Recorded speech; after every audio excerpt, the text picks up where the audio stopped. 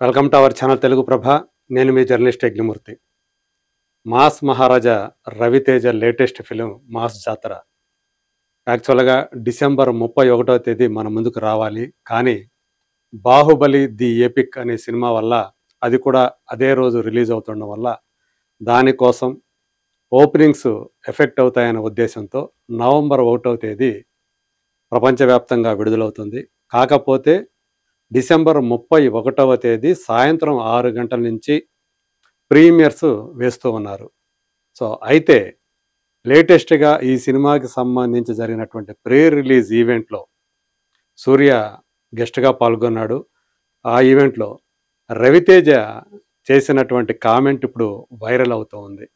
So తాను ఇదివరకు చేసినటువంటి సినిమాలతో మిమ్మల్ని నిరుత్సాహపరిచాను, సో ఇప్పుడు ఈ సినిమాకి అలా జరగదు అని చెప్పేసి తను చేసినటువంటి వ్యాఖ్యలు ఇప్పుడు నిజంగానే వైరల్ అవుతూ ఉన్నాయి. అంటే తనలో రియలైజేషన్ వచ్చింది. అందు గురించి సాధారణంగా రవితేజ అలా మాట్లాడు, ఏదైనా సరే తను ఇష్టపడే చేస్తాడు.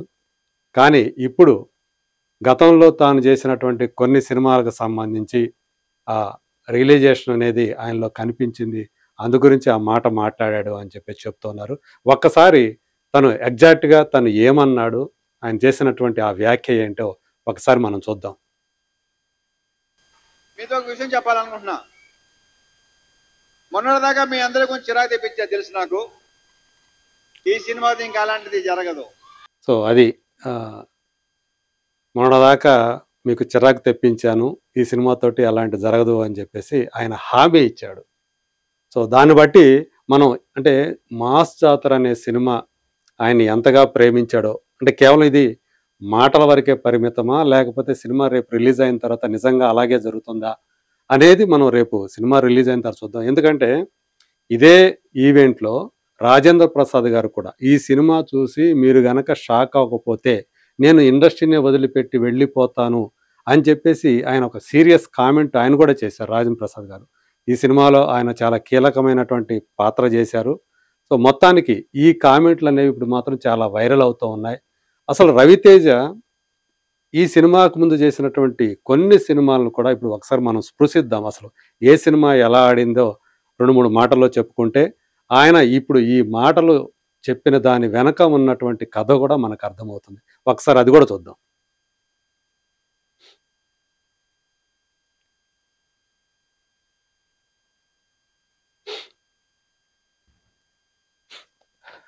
సో ఇప్పుడు మనం ఒక్కసారి రవితేజ ఫిల్మోగ్రఫీలోకి వెళ్దాం. రీసెంట్గా ఒక 5-6 సంవత్సరాల క్రితం నుంచి మనం చూసుకుందాం. 2021లో రవితేజ క్రాక్ సినిమా గోపీచంద్ మల్లేని డైరెక్షన్లో చేసినటువంటి సినిమా సూపర్ డూపర్ హిట్ అయింది. దానికి ముందు ఆయన డిస్కో రాజా, అమర్ అక్బర్ ఆంథోనీ, నేల టికెట్, టచ్ చేసి చూడు లాంటి 4 వరుస ఫ్లాపులు వచ్చినాయి. అంటే అంతకుముందు 2017లో రాజా ది గ్రేట్, దానికి అనిల్ రావుపూర్ డైరెక్టర్. ఆ తర్వాత వరుసగా టచ్ చేసి చూడు కానీ, నేల టికెట్ కానీ, అమర్ అక్బర్ ఆంథోనీ కానీ, శ్రీను వైట్ల లాంటి డైరెక్టర్ రూపొందించినటువంటి సినిమా అమర్ అక్బర్ ఆంథోనీ, అది మరీ డిజాస్టర్ అయింది. ఆ తర్వాత డిస్కో రాజా అని చెప్పేసి విఐ ఆనంద్ డైరెక్షన్లో చేశాడు, అది కూడా నిరుత్సాహపరిచింది. కాకపోతే 2021లో వచ్చినటువంటి క్రాక్ సినిమా అది ఒక ఆయన కెరీర్లో ఒక బ్లాక్ బస్టర్ అని చెప్పుకోవాలి. ఈవెన్ అంటే అప్పటి వరకు తాను చేసినటువంటి సినిమాల్లోనే అత్యధిక వసూలు సాధించినటువంటి సినిమాగా క్రాక్ నిలిచింది. మళ్ళీ వెంటనే ఆయనకు మళ్ళీ 2 ఫ్లాపులు పడ్డాయి. ఒకటి కిలాడి రూపంలో, దానికి రమేష్ వర్మ డైరెక్టర్, పబ్లిసిటీ డిజైనర్గా చాలామంది తెలిసినటువంటి రమేష్ వర్మ ఈ సినిమా డైరెక్ట్ చేశాడు. ఇది యాక్చువల్గా తను రవితేజ్తో చేసినటువంటి 2వ సినిమా. అంతకుముందు వీరా అని చెప్పేసి ఒక సినిమా చేశాడు, అది కూడా సరిగా ఆడలేదు. ఈ సినిమా కూడా అంతంత మాత్రంగా ఆడింది, అంటే మరీ డిజాస్టర్ కాదు కానీ బట్ అది కూడా ఫ్లాపే. ఆ తర్వాత మళ్ళీ రామారావు ఆన్ డ్యూటీ అని చెప్పేసి ఒక సినిమా చేశాడు, అది డబుల్ డిజాస్టర్ అయిపోయి ఆయన రవితేజ సినిమాల మార్కెట్ని బాగా దెబ్బకొట్టిన సినిమా రామారావు ఆన్ డ్యూటీ అని చెప్పేసి చెప్పుకోవచ్చు. దీనికి ఒక కొత్త డైరెక్టరు దీన్ని రూపొందించాడు. ఆ తర్వాత నక్కిన త్రినాథరావు రూపొందించినటువంటి డైరెక్టర్ నక్కిన త్రినాథరావు, సో తను ధమాకా అని చెప్పేసి ఈ సినిమాలో శ్రీలీల ఫస్ట్ టైం రవితేజ సరసన నటించింది. టైటిల్ తగ్గట్లే నిజంగానే కలెక్షన్ల ధమాకాని ఆ సినిమా సృష్టించింది. సో ఇప్పుడు మనం చూస్తుంటే ధమాకా రవితేజ కెరీర్లో చిట్ట చివరి హిట్ సినిమా అని చెప్పేసి మనం చెప్పుకోవచ్చు. ఆ తర్వాత వాల్తేరు వీరయ్య, అందులో ఆయన ఒక స్పెషల్ రోల్ చేశాడు. ఆయన హీరో కాదు. చిరంజీవి సినిమా అది వాల్తేరు వీరయ్య. అందులో ఆయన తమ్ముడుగా ఆయన చేసినటువంటి స్పెషల్ రోల్ చాలా మంచి పేరు తెచ్చుకొచ్చింది. కాకపోతే ఆ క్రెడిట్‌ని రవితేజకి ఇవ్వలేము, ఆ సినిమా హిట్ క్రెడిట్‌ని. ఆ తర్వాత తను 'రావణాసుర' అని చెప్పేసి సురేష్ వర్మ డైరెక్షన్‌లో చేసినటువంటి సినిమా. అది చాలా నిరుత్సాహపరిచింది. డిజాస్టర్ అయిందది. తర్వాత 'టైగర్ నాగేశ్వరరావు'. ఈ సినిమా మీద చాలా హోప్స్ ఉన్నాయి. వంశీకృష్ణ అనే అతను డైరెక్ట్ చేసినటువంటి సినిమా ఇది. సో, చాలా మందికి తెలిసినటువంటి 'స్టువర్ట్‌పురం దొంగ'. సో, అంటే తన పేరు నాగేశ్వరరావు. కానీ ఎప్పుడూ కూడా తను చేసినటువంటి దొంగతనాలు ఏవైతే ఉన్నాయో, అక్కడ ఎప్పుడూ కూడా పోలీసులకు కానీ, ఎవరికి కానీ దొరకకుండా తప్పించుకునేవాడు. అంత వేగంగా పరిగెత్తేవాడు. అందు గురించే 'టైగర్' అని చెప్పేసి ఆయన అందరూ కూడా పిలుచుకునేవాళ్ళు. ఒక 'రాబిన్ హుడ్' టైప్స్ క్యారెక్టర్ తనది.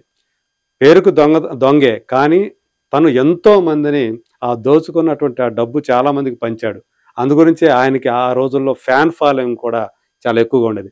అలాంటి ఒక దొంగ బయోపిక్‌గా సో, ఆ క్యారెక్టర్‌ని తను పోషించాడు రవితేజ.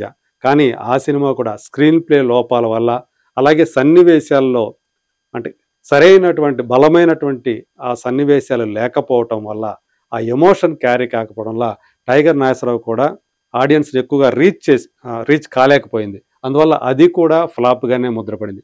ఆ తర్వాత 'ఈగిల్' రీసెంట్‌గా వచ్చినటువంటి super duper hit film 'Mirai'. ఆ సినిమా డైరెక్టర్ కార్తీక్ ఘట్టమనేని డైరెక్ట్ చేసినటువంటి సినిమా 'ఈగిల్'. చాలా స్టైలిష్‌గా ఉంటుంది. తన క్యారెక్టరైజేషన్ కూడా బాగానే ఉంటుంది. బట్ అది కూడా సెకండ్ హాఫ్ అంత ఎమోషన్ క్యారీ కాకపోవటం వల్ల 'ఈగిల్' కూడా ఆశించిన రీతిలో ఫలితాన్ని అందుకోలేకపోయింది. విజయం సాధించలేకపోయింది. ఇక 'మిస్టర్ బచ్చన్' ఇది చాలా హోప్స్ పెట్టుకున్నటువంటి సినిమా 'మిస్టర్ బచ్చన్' అనేది. హరీష్ శంకర్ డైరెక్ట్ చేసినటువంటి సినిమా. సో, అంతకుముందు హరీష్ శంకర్‌కి ఎన్ని హిట్లున్నాయో మనందరికీ తెలుసు. నిజానికి హరీష్ శంకర్ డైరెక్టర్‌గా పరిచయమైంది కూడా రవితేజ సినిమాతోటే, 'షాక్' అనేటువంటి సినిమాతోటే. సో, మళ్ళీ ఈ సినిమాతోటి వాళ్ళు 'మిస్టర్ బచ్చన్' తోటి కలిసి పనిచేశారు వాళ్ళు. కానీ ఆ సినిమా కూడా ఆశించిన రీతిలో ఆడలేదు. సో, హిందీలో ఇది అజయ్ దేవగన్ నటించగా సూపర్ హిట్ అయినటువంటి 'రైడ్' అనే సినిమాకి ఇది రీమేక్. సో, అక్కడ హిట్ అయిన ఇక్కడ ప్రేక్షకులు మాత్రం దాన్ని తిరస్కరించారని చెప్పుకోవాలి. ఇప్పుడు ఇలాంటి అంటే వరుసగా 4 ఫ్లాపులు తర్వాత ఇప్పుడు 'మాస్ జాతర' అని చెప్పి ఈ సినిమాతో మన ముందుకు రవితేజ రాబోతూ ఉన్నాడు. 'భాను భోగవరపు' అనేటువంటి ఒక కొత్త దర్శకుడు ఇప్పుడు రవితేజని ఈ సినిమాతో మన ముందుకు తీసుకురాబోతున్నాడు. రీసెంట్‌గా రిలీజ్ అయినటువంటి ట్రైలర్ కొంతమందికి రెగ్యులర్‌గా వచ్చినటువంటి అంటే రవితేజ బాడీ లాంగ్వేజ్ ఏదైతే ఉందో, సో, అదే తరహాలో ఈ ట్రైలర్ ఉందని కొంతమంది పెదవి విరిచినప్పటికీ కూడా ఎక్కువ మంది మళ్ళీ ఒక వింటేజ్ రవితేజ, సో, ఆ ఎనర్జీ లెవెల్స్ తోటి మళ్ళీ తను కనిపిస్తూ ఉన్నాడు.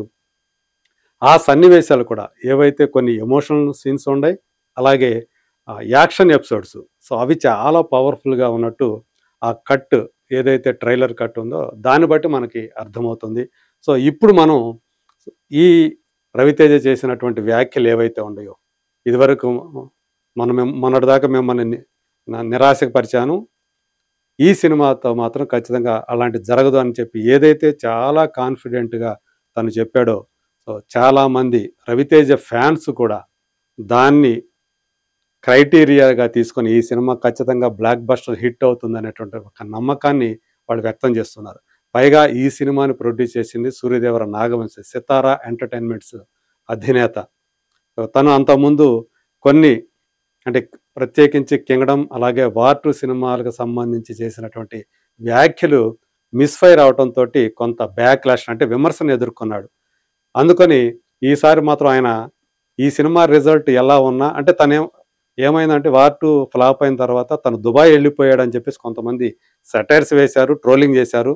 ఈ సినిమా ఫలితం ఎలా ఉన్నా నేనైతే ఈసారి దుబాయ్‌కి వెళ్ళట్లేదు అని చెప్పేసి మళ్ళీ ఎవరైతే తన మీద సెటైర్లు వేశారో వాళ్ళకి సమాధానంగా ఆ మాటలు నాగవంశి అన్నాడు. సో, ఏదేమైనా చూస్తే చాలా పాజిటివ్ వైబ్ అనేది ప్రస్తుతానికి 'మాస్ జాతర' మీద అలుముకొని ఉందని చెప్పాలి.